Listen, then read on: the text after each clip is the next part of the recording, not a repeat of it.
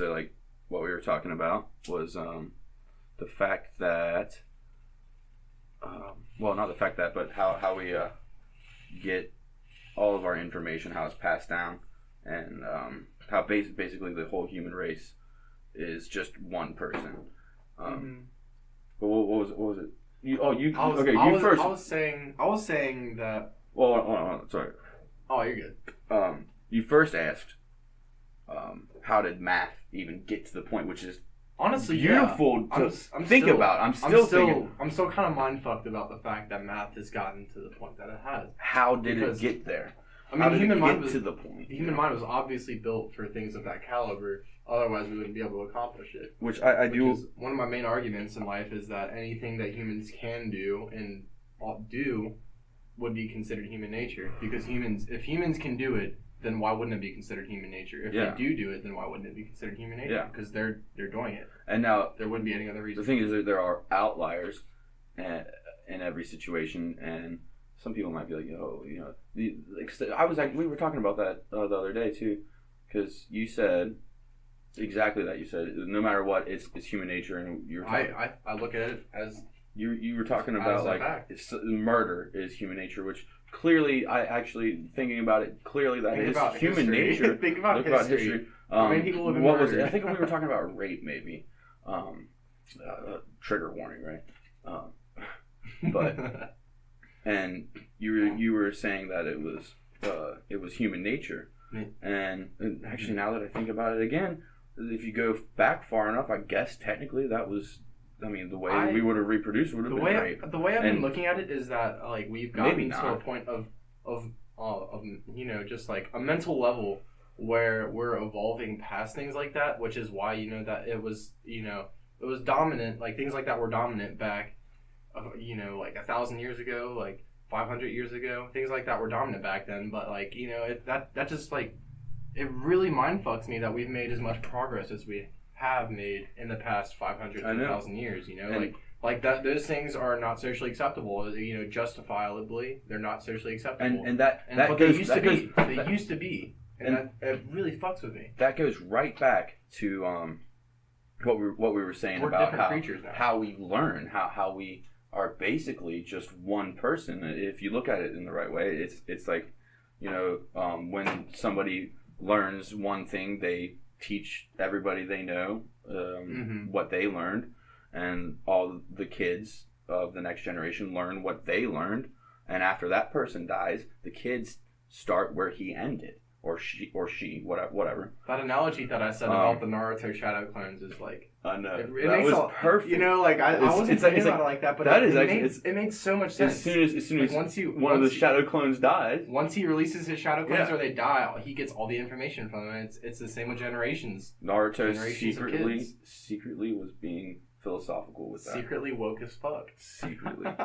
But the whole thing, like we were saying, I like thinking about the whole math idea and how we started out not even caring about math. I can't wrap my head around that. I really can't. It must be like how did we get to a point where it was just simple math to 1 + 1 = 2 to being able to look out in the stars and make an equation that somehow can predict when an event is going to happen, or we can predict when an asteroid is going to hit Earth. How were we able to make equations that describe a black hole before we discovered a black hole, and then once we had that equation, we were able to find that. Basically, every astrological event you could think of, we have an equation for. But I don't understand. If you really, it's insane. But if you really think about it, if you go back, you go and think. If you think about how this all happened, it's actually really beautiful and magnificent. How literally, we just kept working on it. It's like think about it. Like we never stopped learning more. Yeah, people discovered something, made an equation, die, and then somebody improves on it, and yada yada yada. But that's like that's basically one thing continuously being learned. The way I look at it is that the reason we've gotten to the way that we are, and this is a very general explanation. This isn't specific in any way, but it's just a combination of our will to survive, because as you know, humans have a crazy will to survive, just like an animal. Just like anything. We also have a will to find happiness and find peace. Even though, you know, we're not exactly a peaceful species by any means, but we're getting closer and closer every day to becoming one. It's also that I feel like the reason that is because we were able to get more energy for our brains as opposed to more energy to progress our bodies. A lot of foods do what, which foods support our brains, which foods support our bodies. And a lot of things evolved, and I'm glad we're getting back to evolution because I do want to talk about evolution. But after what was I saying? I'm losing my thought. Some animals, not focused, but evolved. Well, most animals, all animals, evolved through physical appearance or physical features. Oh yeah. And of course we did too, to get to what we look like now. But once we got to this form, for the most part, we stopped evolving physically and started evolving mentally. Our brains started to evolve more, and that is what changes the whole game of. That's what made us into humans. Because instead of what's the best way to survive? Well, the best way to survive is to grow claws and sharper teeth so that we can not just defend but also capture food better, so that we can get the right amount of energy for our brains and our bodies to function. We went a different route and said, okay, well, we need more energy for our brains so that we can learn how to adapt to every situation. Yeah, that's exactly what I was just thinking. Instead of that physical, if you evolve physically and only physically, you're just going to keep getting stronger and faster and whatever. That makes me think that our brains, even from the very beginning, were the most magnificent brain to ever grace the earth. And you know that sounds extra cocky for human race's sake. Possibly, but I feel like our brains really picked the proper route. So, like, it did. You know, the most survivable way, because we could have just grown extra muscles and claws, sharp teeth that can devour. And in my opinion, there was a point where we did do that. It's exactly what we did. But we moved past it. Our brain learned that wasn't the way that it should be if we wanted to grow. And the thing as efficiently as possible. There are other animals that have evolved to a similar point of view as not point of view, but in a similar way to us, like such as whales, like especially dolphins and orca whales. They actually have so much behavior that is similar to humans. Dolphins are the only mammal that have sex for fun. Yeah. I think there's more. One of them. I have a feeling like orca whales do the same thing. They may. But the thing is, they stick together like humans stick together, and they also learn like humans. They'll act like humans in the sense that if you think primitively of humans, if we were to go out and hunt, we would hunt together, and we would make a plan on how to hunt. That's what dolphins do. That's what orca whales do. There's this really cool documentary I watched because I loved orca whales for a long time. Whales are awesome. Just because of how smart they were. How could you not love an orca? But this documentary, it was on Netflix. I forget what it was. It might have been Blackfish or I can't. It might not have been that. I can't remember which one it was, but it was one of the orca whale documentaries on Netflix, and it showed how orcas actually work together and plan ahead on how to capture prey. There was this seal that was stuck on an iceberg or just a sheet of ice, not an iceberg. Actually, I saw that. And if it's someone I'm thinking of, I'm pretty sure I saw that. They noticed him and swam around him, and they actually talked to each other beforehand, and then went at it to where one of them like distracted the seal or something, and another one came from the other way and like smacked against the ice sheet that it was on, and it made the sheet move, and then the seal started slipping, and the way that they went about it was so human, because it wasn't just like, oh, there's food, let's go hunt it. Most things in the ocean wouldn't even be like, let's jump onto this ice and get that prey. Instead, they would just find a fish somewhere. But these whales straight up hit the iceberg together, like collaboratively too, like in syncopation. They hit that ice and ended up getting the seal off of the ice, and that's phenomenal that they could do that. And so I'm like, this is completely off topic of evolution, because I keep saying this, I want to get on evolution, especially with DNA, because that's what we were talking about before too, is how DNA works and how magnificent DNA is. But you can grab me another beer. Oh yeah, for sure.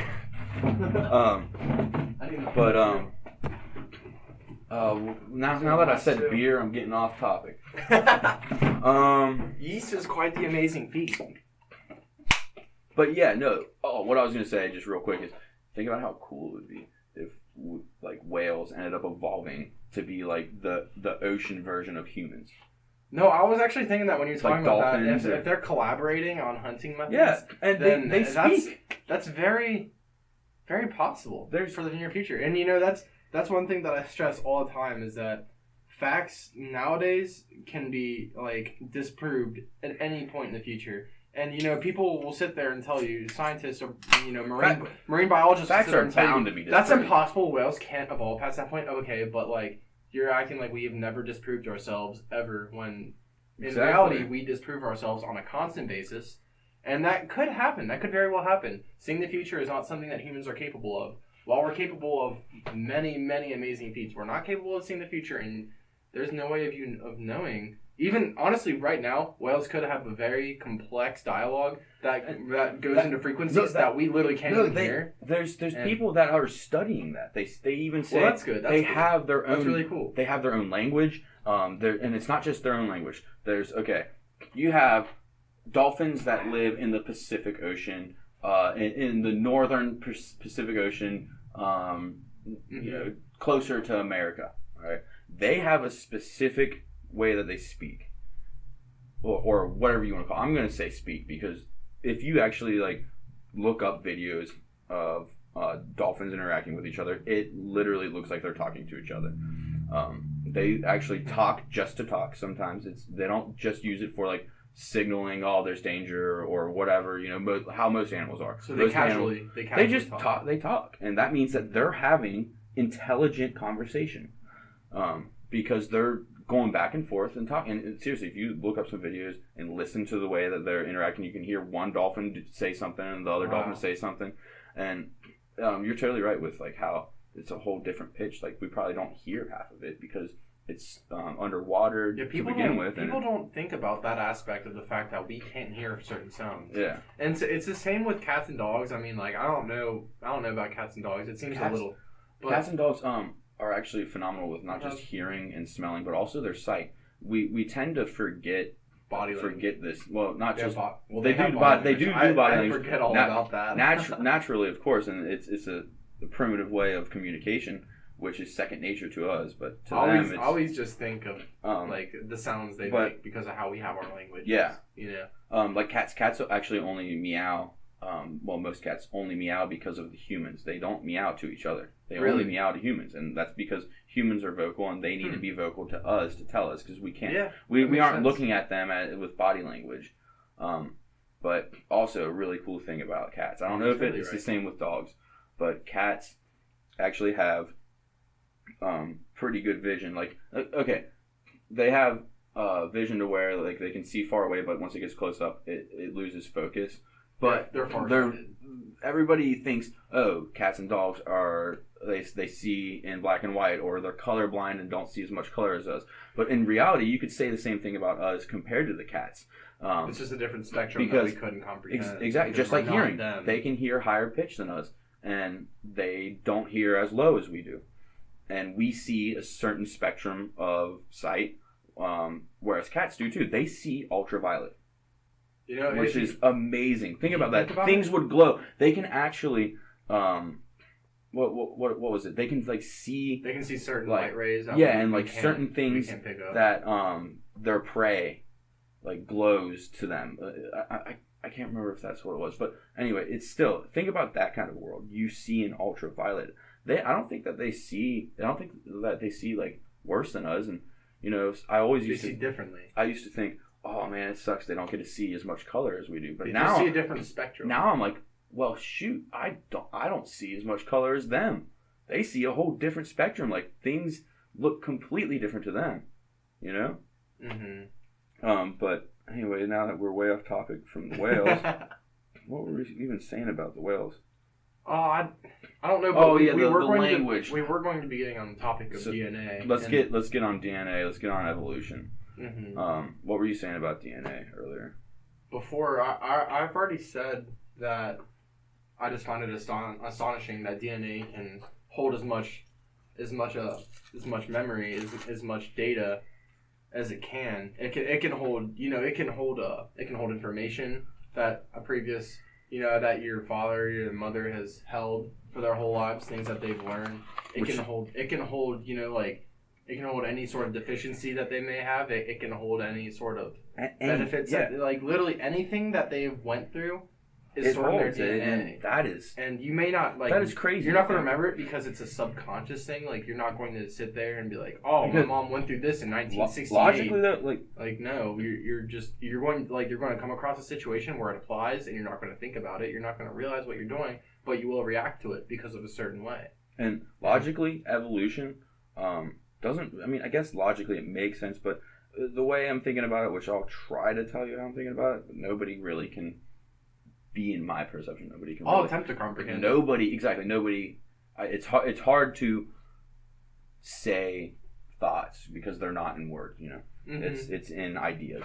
But anyway, to me, evolution it makes no sense the way that we think about it, because we think, oh well, do you mean in the DNA, sense of selective breeding, like not just that, but the mutation of DNA?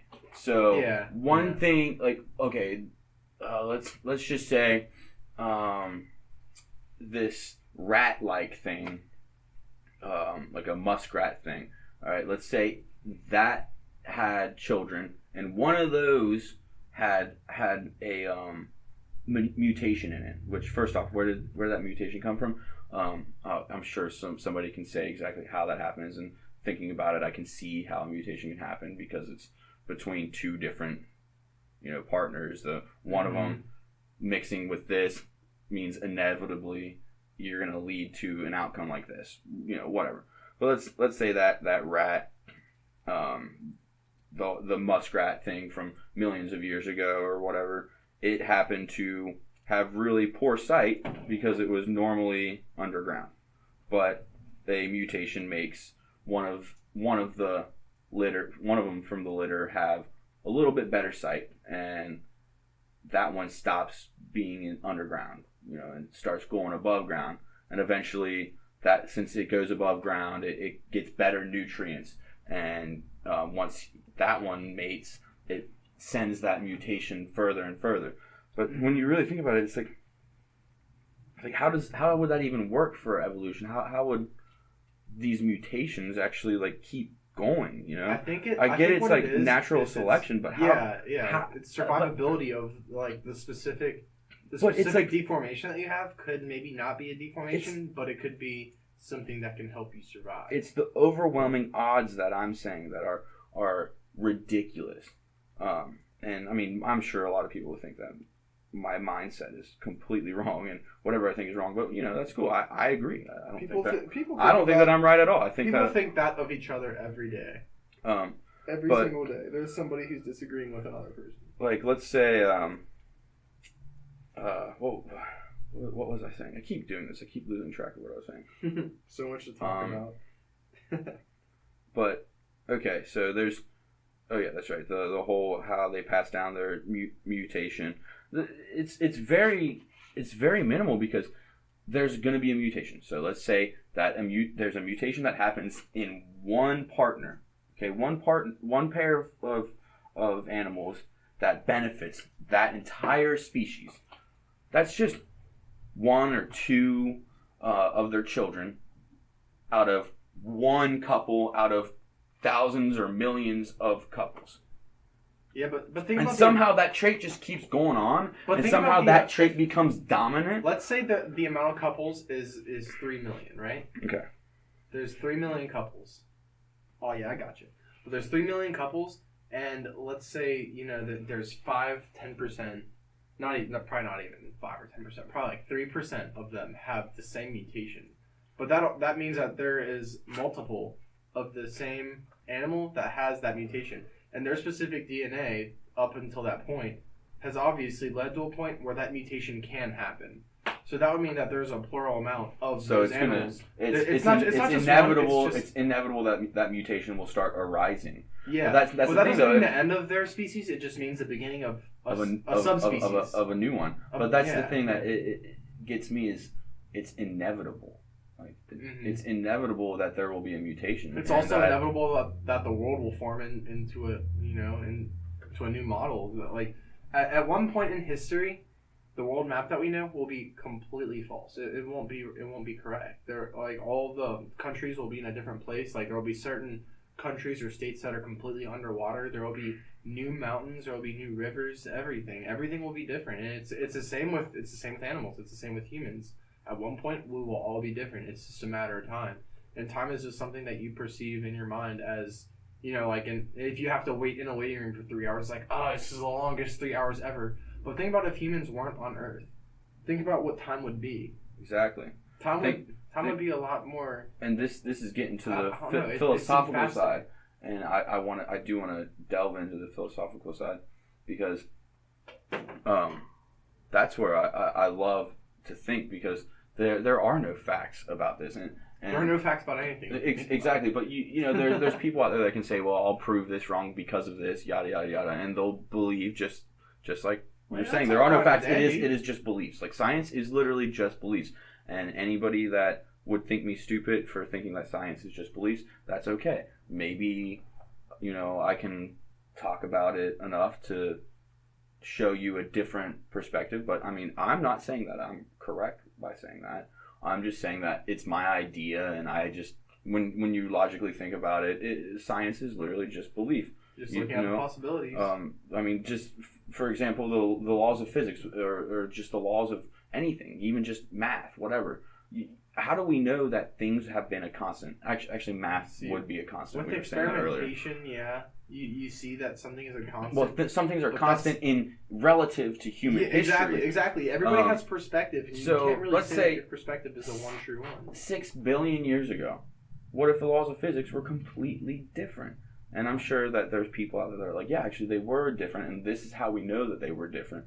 But maybe they're not out there saying that. But maybe things were so different that we wouldn't even be able to comprehend it, because like laws of physics do not stay constant, and that's my assumption, is that the laws of the universe do not stay constant. And we've actually seen that with okay, so let's I think we were talking about this before too, not within this conversation, but like the other day. Yeah, we were talking okay, you look at a spot in the universe.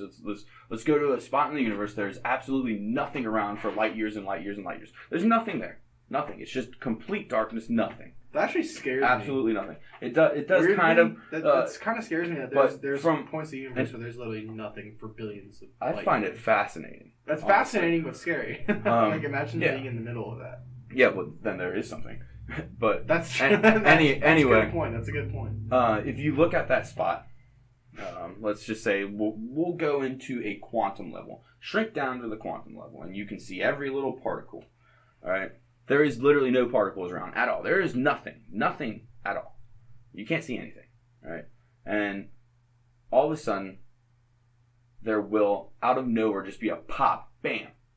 There's a particle, and along with that particle is the negative to it. And not just like, oh, you have matter and antimatter, but, excuse me, but you have also anti-mass. So something comes in and it weighs this much, and this is literally, we'll get into the philosophy of what I'm saying here too. It's literally a way for the universe to make up for the law of conservation of mass. And this is what we are starting to discover is like, okay, well, maybe the laws of physics are not constant, or they're not actually proper right now. They're not proper at all. Because, bam, all of a sudden a proton, or not a proton, whatever, a particle will just pop into existence. And if this is happening all the time, then that's basically saying the law of conservation of mass is completely wrong, because it says matter cannot be created or destroyed. But in turn, technically, it's not being created or destroyed there, because a particle appears alongside a particle that is the opposite of it, so that it negates each other. They negate each other, and it keeps the mass the same. Mm-hmm. So the law of conservation of mass something still works. Like a planet-sized shape could appear in the universe. No. And you don't. Well, okay, no, yeah. I'm just saying on a bigger scale, a planet-sized. Yeah, technically. And there would be also a planet-sized mass of antimatter, or of whatever you would consider the negative energy to be, the negative mass to be. Which I would call antimatter. So technically, yeah. And you know what? So honestly, it would keep all the mass the same, because there's also antimatter. I don't know why I said no. Keep it even. Because there's only a specific area of the observable universe that we can see.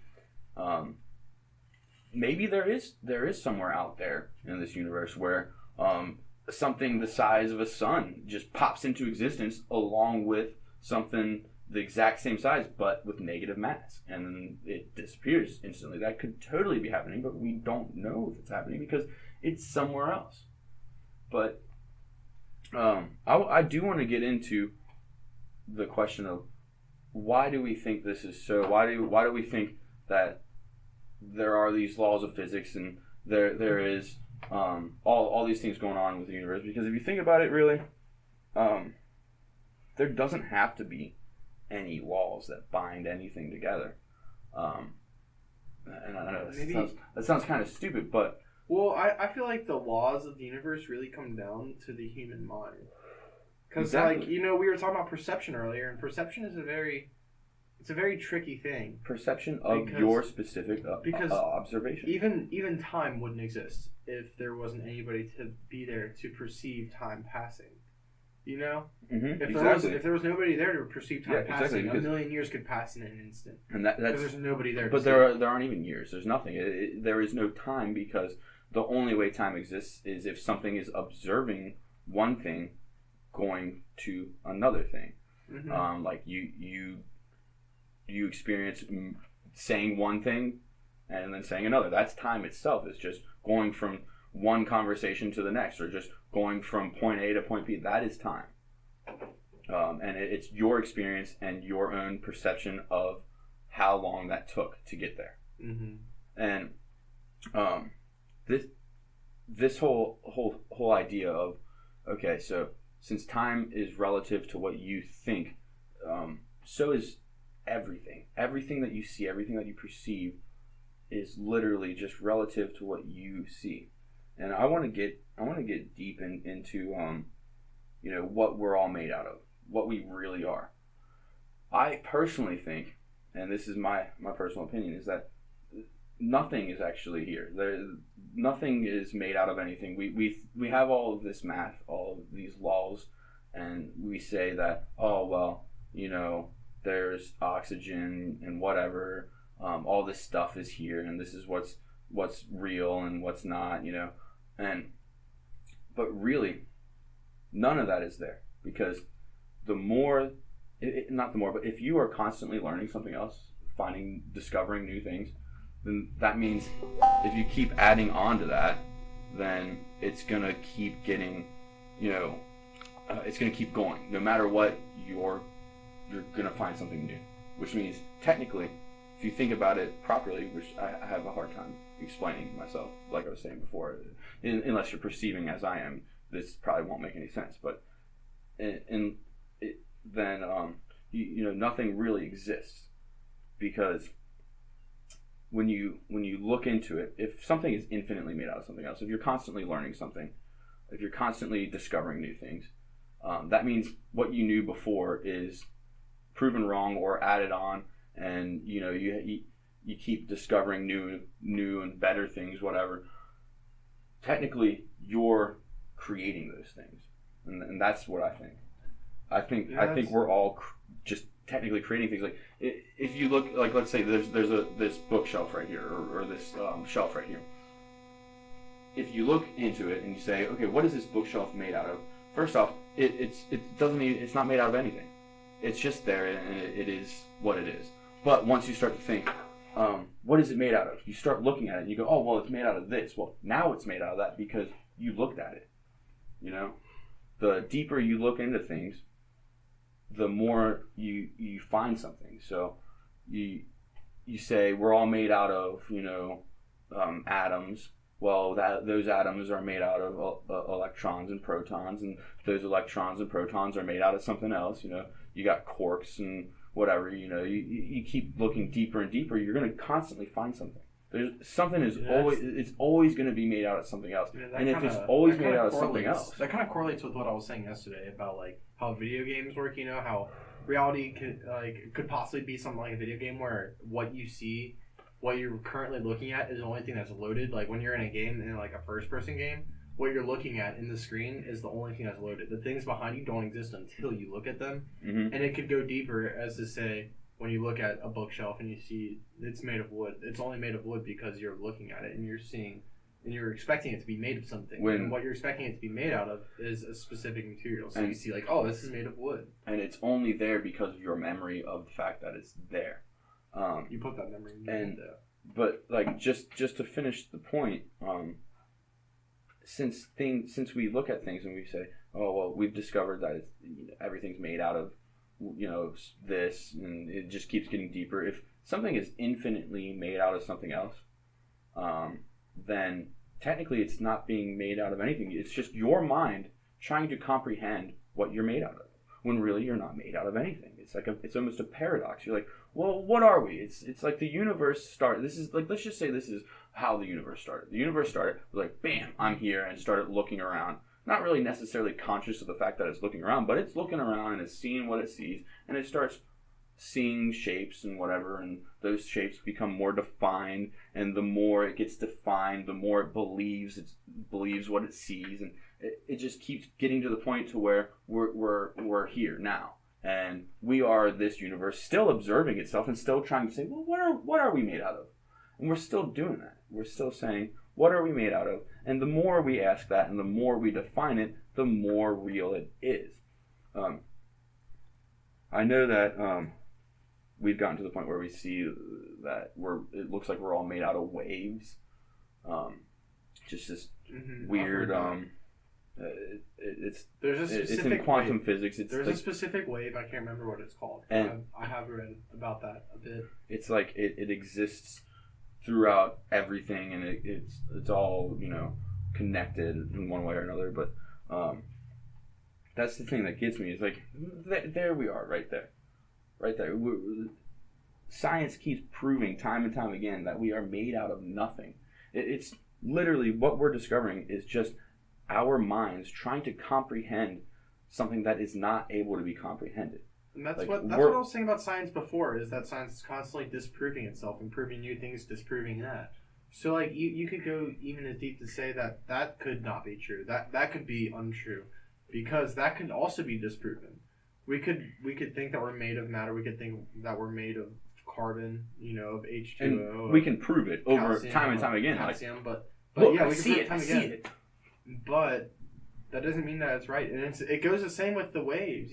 Like we think we're made of waves, but like how can we really comprehend what we're made of without using our perspectives? Because everybody has their perspective, and they see what they see, and there's not really much you can do about that to change that. There's not really much you can see, or there's not much you can do to see outside of a specific perspective. Everything that you see is inside of your perspective, no matter what you do. No matter what. No matter what. And your perception is specifically yours alone. And like I said before, there's no way I can ever make anybody see my perception.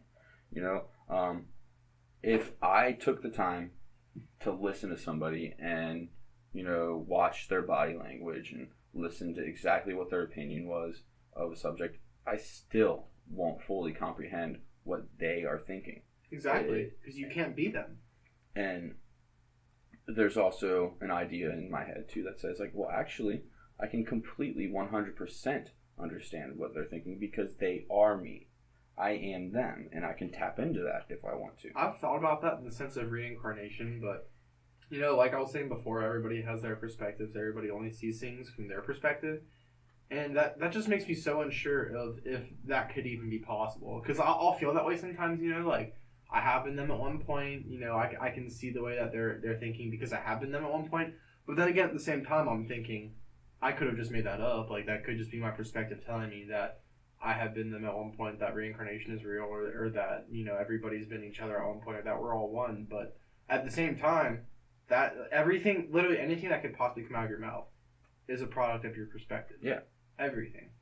So, if you think that, then you're perceiving that. But not everybody could be perceiving that. Everybody could be perceiving something completely different.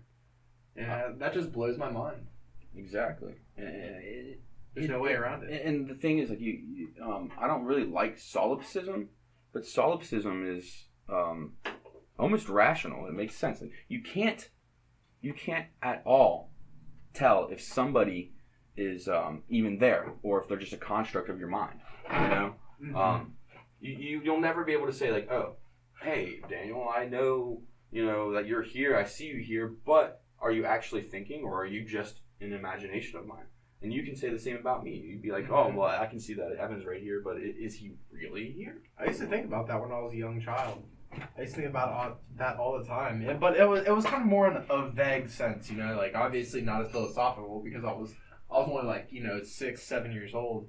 But I would sit there and think mainly that people were robots. And not like literal robots where they're made up of mechanical components, but just the fact that it's like people... I mean, technically we are. If you think of it in the right context, we are just a robot. I mean, if you think about just a biological robot. If you think about human nature, like I was saying earlier, about how everything we do is natured, then that means that we really don't have a choice of what we do. Everything that we do, like the experiences that you have been through, the experiences that you will be through, the things that you have done to people, the things that people have done to you, it's all things that cannot be helped.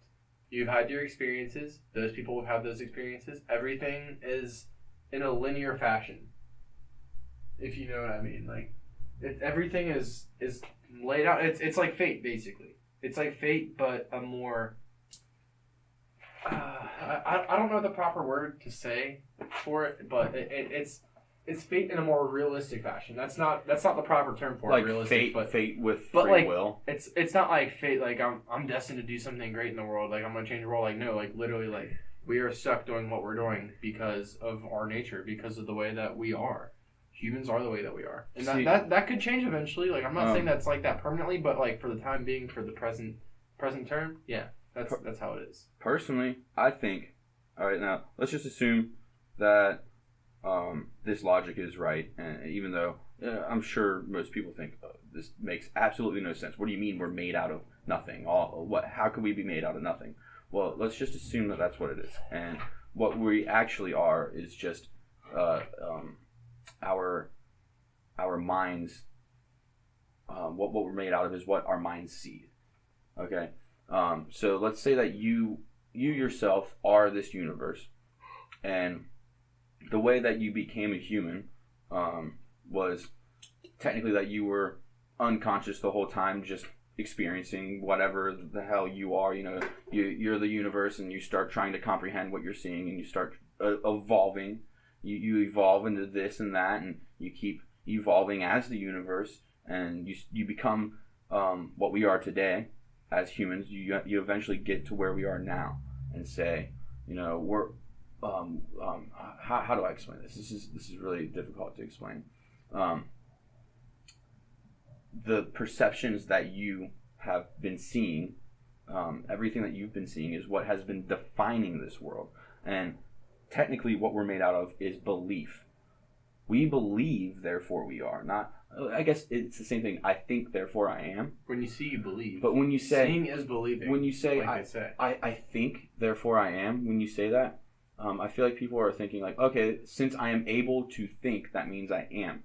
What I take out of that is actually, I believe, therefore we are, so to speak. Yeah, like, that's kind of like what I was going to say. Since I believe that there is somebody else here, I believe it so much that it actually makes somebody else here. And I believe that you have your own consciousness, which means that is true. Two terms that If go you hand in believe hand. in something, it becomes real. And Exactly. that is as the universe. You got to think of it like there is nothing. Nothing exists, and all of a sudden something just appears. Okay? And this something appears, that means there's no laws. There's nothing to tell it to do this or that. The only way something can just appear out of nothing is if it is a thought. Maybe not. Let's disclaimer, whatever. I don't necessarily say that I'm right. I'm saying this is a possibility.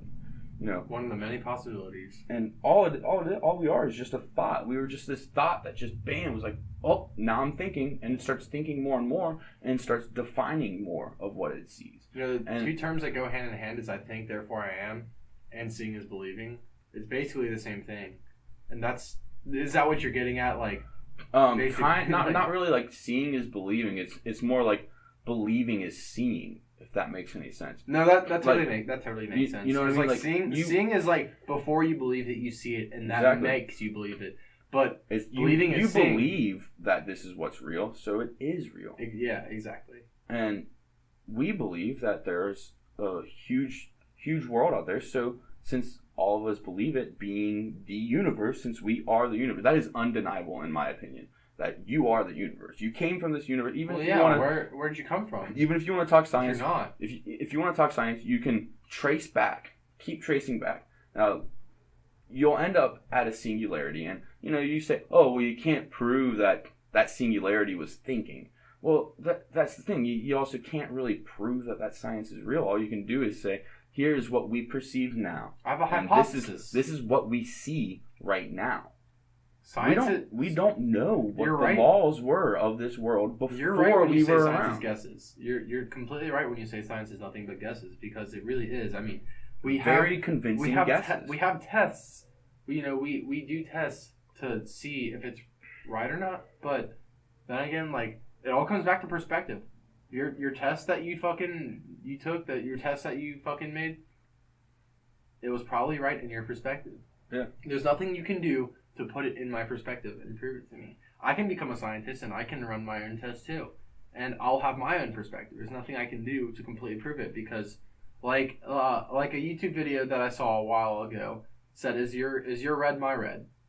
Like my red could be red to me.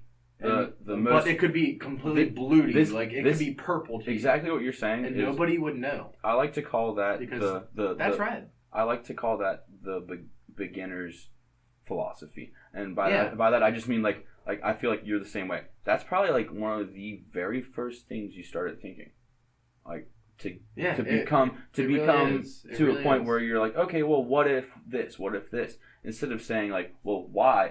That's the thing that I think is different with someone like us. Like I would like to consider myself a philosopher because I don't base things off of facts. I base things off of my own experiences and my thoughts. And the difference is a scientist says, well, why is this happening? Whereas a philosopher says, well, what if? Exactly. Yeah, I was just thinking the exact same thing. Honestly, the difference between a philosopher and a scientist is why and what if. Okay, scientist. Those two questions you can speak say volumes. You can say, this is what's going on.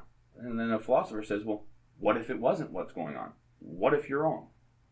Yeah, so let's assume you're wrong. There's a balance between philosophers and scientists, but there will never be one that's a perfect medium. This is what upsets me about religion, is that there's a dogma involved in it. But the fact that, that infamous debate between Bill Nye and, I forget, what was his name? I feel bad for forgetting his name. But there was that infamous debate of evolution and creation between Bill Nye and, oh my gosh, this is going to bug me that I can't remember his name. I can't for the life of me remember his name. I have zero idea. Anyway, there was that debate, and, of course I believe in evolution. No doubt I believe in evolution. I mean, it's obvious that evolution is what has happened. But the thing is, I saw how ignorant both sides were. Okay?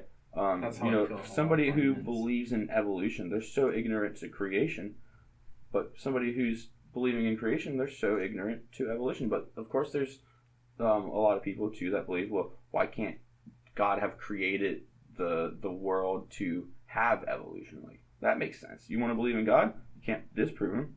There's no way at all to disprove God, which what I'm talking about is technically God. That universe, the universe that just, bam, started thinking. The universe is God. That is God. And what I personally think is that the universe isn't aware of the fact that it is the universe. You know what I mean? Like, it's not aware of the fact that it is. It never has been. And it's evolving. It is evolving to realize, I am the universe. That would explain a lot of atheists argue, like, if there was a God, why would he make a world that's full of because this, he didn't. That's full of that. He didn't. He just was experiencing. That would make sense. He's subconsciously making things of this nature, because maybe it's more like an experiment rather than like an absolute creation. It's a what if. Yeah, exactly. He might not even be subconsciously making it. He might be subconsciously making it, but just because he's a god doesn't mean that he's a perfect being. But like I was saying earlier too, is I do believe that the universe is the God, and that God isn't really necessarily aware of the fact that it is, and it's constantly creating what it sees because it's God. It creates what it thinks, and that's what we've been doing. That's the same with us. Maybe we're you assume that God would know that he's God, but how do you know that? Hey, maybe we're little pieces of God, and that's the reason why. That's exactly what we are. What we see is only what exists. Because we are exactly. We're God. That's what I've been saying. What we're seeing is what we're creating. Exactly. We're little pieces of God, or we're one piece of God that believes that it's a million pieces of God. Exactly, but that's the thing. Now that's almost a paradox. If we are there's only one thing here, and it's God, and that, since God believes that there's everything here, all these other people here, then that means that it is here, because whatever it believes is real. So it's almost a paradox there. Like if I believe that you aren't real, you aren't real.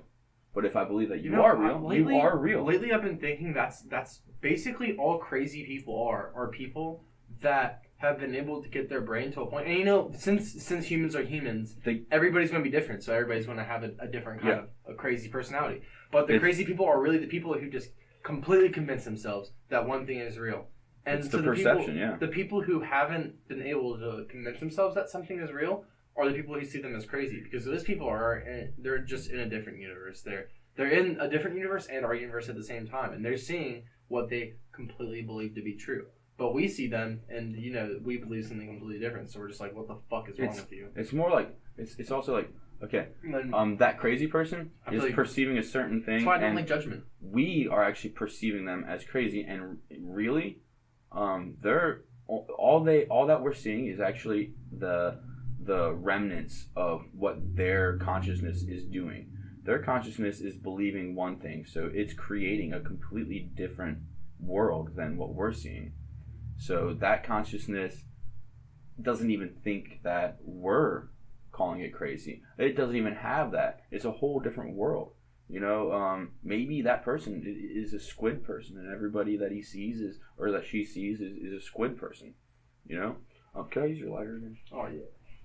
I keep taking your lighter. Right. But here you go. The way I like to look at it is, it's not that it's not even that I like to look at it, because it kind of makes you feel lonely if you think of it like this. It almost goes back to solipsism, but it's a little bit different than solipsism. It's the belief that there are other people out there, but they're in a separate world, and when you're perceiving somebody as crazy, all you're actually perceiving is somebody who's a little bit further away from you and has a completely different reality than you do, and that's how you perceive it. They're basically just something you can't comprehend. What they are is, okay, you're at you live at a bar. You live above a bar, like two stories above the bar, and every night you hear music playing, but all you hear is just the muffled music, and you can't hear the voices of everybody down there, but you just hear basically a little bit of mumbling and noises. That there's something, that there's people there, but you don't comprehend what's going on down there. You don't know what's going on down there. All you know is that there's stuff going on down there. Yeah, that's a good analogy. And that's the same. That's the same thing. It's imagine that everybody is in their own room, they're in their own world, and we're put together around each other. And somebody who's right next door to me, like let's say, since me and you were able to understand each other very well, we can understand each other very well. Mm-hmm. You're in a room right next door to me. And so I'm able to yell through the wall and say what I think, and you're like, oh, yeah, I gotcha. But you're still perceiving it differently because you have your own separate room. Yeah, and you're only able to see your room. It's not a whole story off, though. It's not. Exactly. It's not to the point where we can't understand each other. Somebody a story It's a little distorted. Yeah. Or somebody a story, or not a story, but somebody like 6 rooms to the right of you can barely hear it. You got to yell at them. And I don't mean that like as in like yell at them angrily. I just mean like literally you got to shout. You got to shout so loud. So they can hear you. You got to put more effort in so that they can hear you. And that's one way I like to look at it, to get away from solipsism, to say, yes, you are the creator of this universe, and this is all that exists for you, but there is other universes that exist. And those universes are doing the exact same thing as you. They don't realize that they're there. They realize that they're there. That's one thing I wanted to say too, is being aware of the fact that you exist is completely different of being aware of the fact that you are God. Not even God. I say God because it's the best way for people to understand it, but then people get offended and they're all like, that's God is this. Religion. People think God is one specific thing, one specific being. Okay, when in reality, you are the universe, but you don't realize it. And this is what I think the Buddha, and this is honestly what I think Jesus was trying to say too, but especially the Buddha, because he said that he is awake. Some people would ask him, he was asked, what are you? What are you? He just says, I'm awake. And that's it. And that's what I think he means by I'm awake. He realized I am this universe. No. But he wasn't 100% awake because, or maybe he was. Maybe there was a time when. You know what I think he meant though? I think he meant that he dropped 5 hits of acid at a music festival, and now he's woke. He didn't say he's awake. He said, "I'm woke as fuck, fam." Nice. That's literally what he said. I think that does make sense. That's what he would have said. Just think about that for a minute. But no, I really do think that. I mean, not that it's 100% true, but I do think that once you are 100% sure, you believe 100% that you are the universe, that's when you're awake. That's when you wake up. It depends on what you believe, man. It really depends on what you believe. And it depends on what you perceive. Believing isn't as easy as people make it out to be, People think that you're picking and choosing what you believe, but what you're really believing is it's basically just a product of your environment. It's basically like, and I'm not even saying environment is in the neighborhood you grew up in or your friends. Like literally, like if you think about souls, as in like just like a specific like group amount of souls, every one of those souls had to have been different. If they were the same, then how would we all be different people? How would we all have our different personalities? How would any of that have occurred? How would all these different variables of humanity, how would any of that occurred? You know what I mean? And every soul has had its own environment, if you will. Like every world has had its own thoughts. Yeah. Same kind of thing. Yeah, it's just a different environment, and I guess you could say that it's like a variable thing. Like the only reason there are different environments for souls, and the only reason there are different souls, is because there are variables, and the variables. I really like. I don't have a full understanding of it.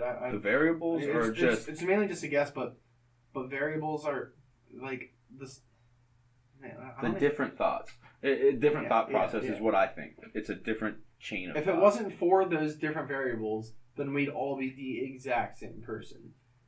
And there has to be variables. If there's going to be different people, there has to be variables. And I guess the universe itself, when it was still one, didn't want a whole fucking Earth, like multiple planets of the exact same little things, like walking around everywhere, like thinking the exact same thing. Well, there has to be one thing I think disagreements, and there has to be relationships, and there has to be all sorts of things. And without variables, there wouldn't be any of that. Why I think that happened. Why? Like, because like the question is when you say that, well, why does it have to be not like why does it have to be variables? Why does it have to be variables? That's what the universe craves.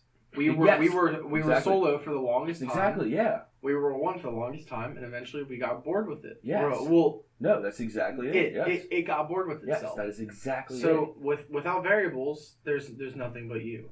So like, why wouldn't you want variables? And then we start humans creating variables. We wanted variables. Exactly. It got more and more evolved. That is exactly what I've been saying. Yes. Yeah. That is awesome. That I see. I feel that is literally like the first time I've ever talked to somebody and had them completely understand what I'm saying. Well, imagine being by yourself. Like, imagine being the universe and just being one thing. Exactly. And you're just sitting there like, okay, cool. Like, there's a planet over there. There's a star over there. You have to also think you don't care. You don't care about being alone or anything. There is no care, but eventually you start thinking of new ideas. Eventually, I feel like you would care though. If you were the universe, I feel like eventually you develop a sense to be able to. There's nothing want things. Well, okay, the want happens out of let's say instead of saying that the universe doesn't realize that it is the universe, let's say it used to realize that it was the universe, and then since it realized it was the universe, it was completely content with the fact that it was the only thing that existed, but eventually it started thinking of new ideas because boredom may have come into play, and even let's say the universe wouldn't have boredom. Well, let's just say it just kept thinking, and it started thinking, well, what if? Not necessarily because of boredom, just what if? But that's like an evolution trait of the mind. Exactly.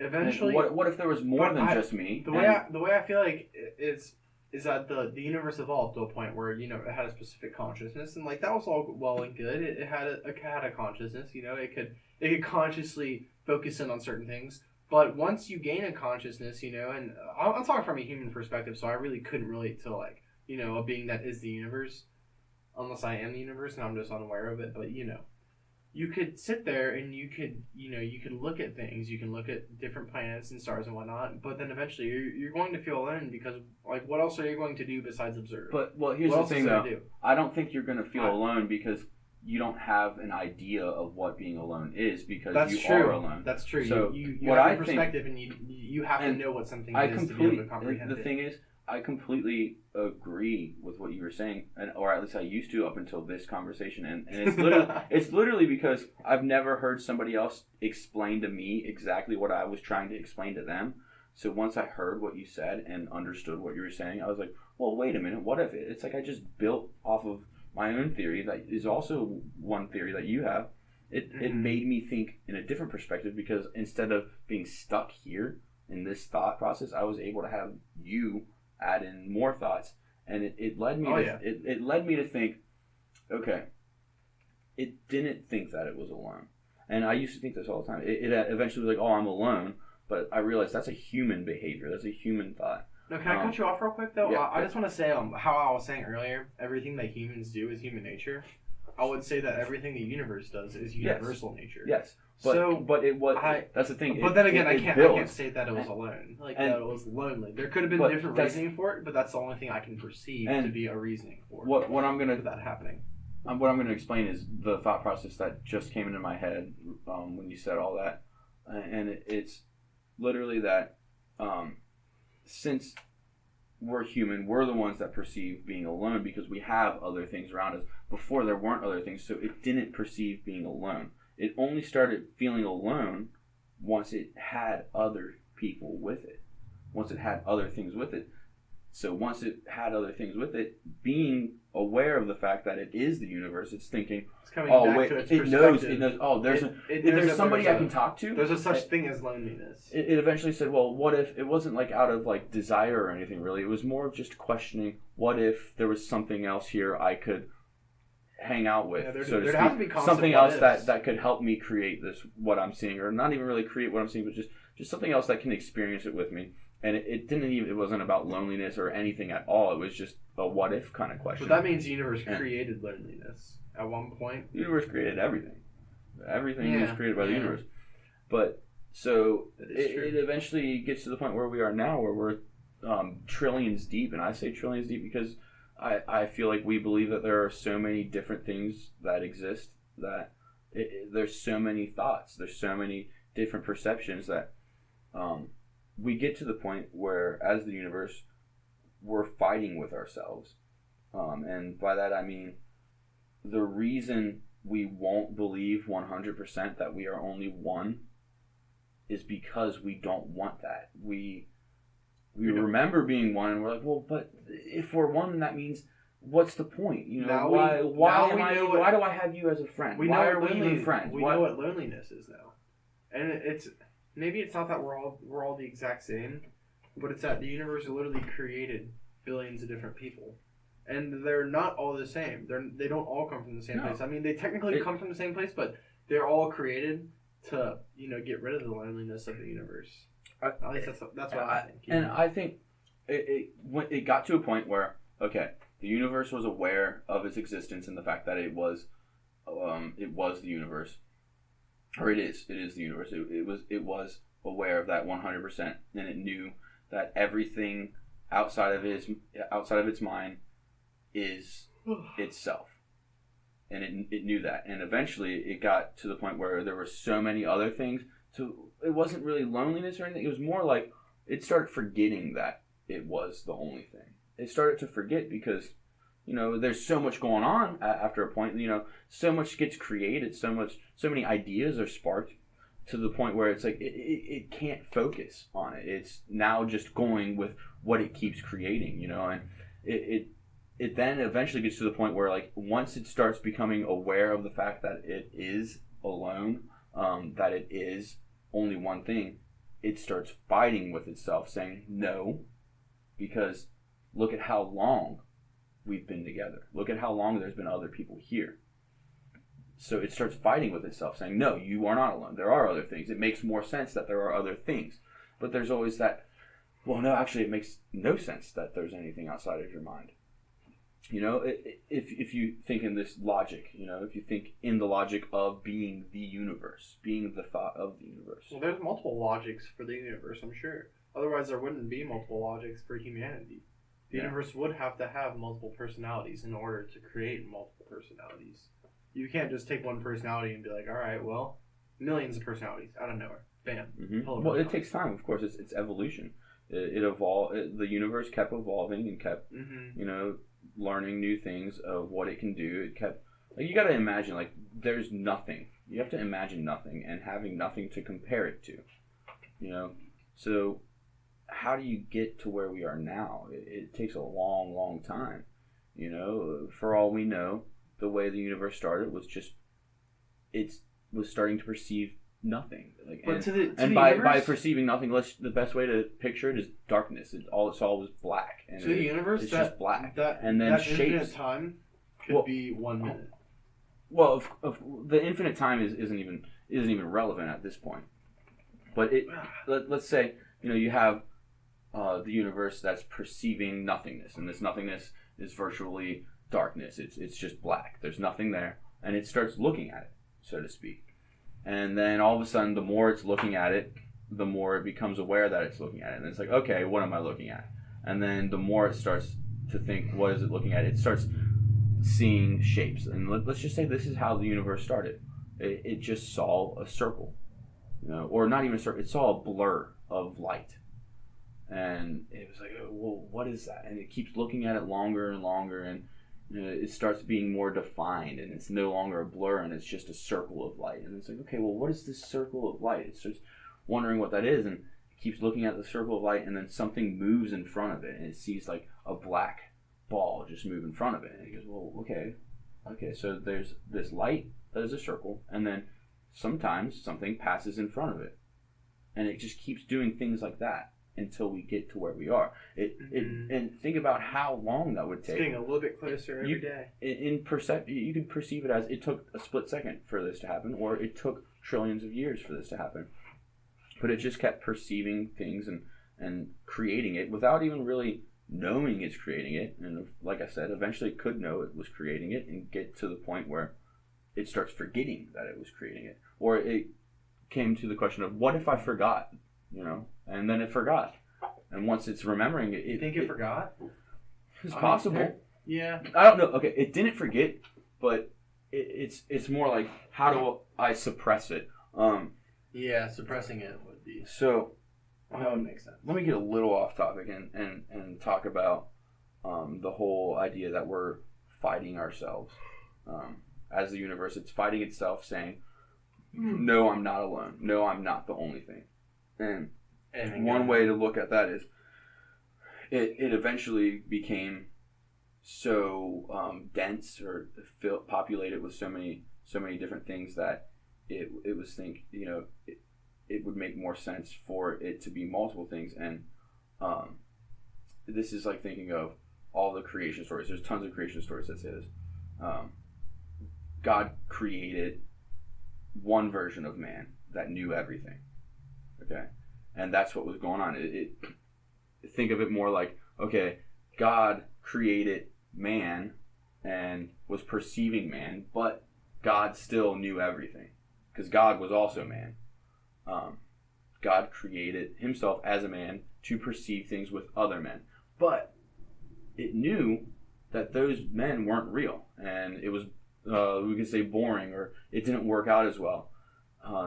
It wasn't great, so he was like, scratch that, let's make it so that I know less. And he did that, and it was like, okay, well, this isn't working out either. I know too little. Eventually it took so long, I don't know how long it took, but eventually came to where we are now, and we know just the right amount. Mm-hmm. Oh my God, it's Matt. What's up, dude? Matt, what's up, dude? We're recording a really long podcast right now. What's up, world? What's up? My dog's in here now. We was just I was actually about to wrap it up anyway, so it's already wrap. Yeah, dude, about to wrap it up. Spit. But I guess that's good enough for now. I mean, we're hitting an hour and 7 minutes. Okay. An hour and 7. I can't believe. I thought it was gonna be like a 10-minute conversation. We can pick it up another day. Literally, we started with talking about math. We were like, what's math and how is it here? And then we started talking about orca whales and cats. And then all of a sudden we're like, well, what is the universe? This is the best conversation. It's like, I did not expect. I thought we were just going to talk about math and maybe some DNA, and then all of a sudden I was just like, whoa, what? Oh boy. Deep conversation. Anyway, that's it for now.